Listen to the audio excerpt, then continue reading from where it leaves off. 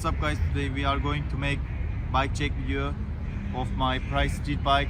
Let's start with the frame. It's a Price Street Shred 26. It's a frame with one of the most aggressive and agile geometry.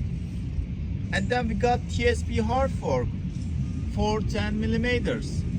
On the front we got the Salt Oil Slick front hub and Spank Spike 33 race front rim.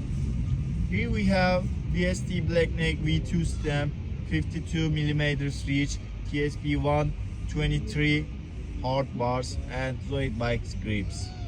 On the middle we got TSP 23mm Spanish BB, Odyssey La Guardia sprocket, Odyssey Thunderbolt crank arms, Odyssey Twisted Pro PC pedals, KMC white chain. Seat post is Odyssey chrome, the seat is shadow chrome. On the rear we got an Octane 1 Orbital Pro single speed, Spank Spoon 32 rim, and I have two DMR Moto DirtJumper tires. It's a pretty fun bike, it's a comfy and quite strong frame.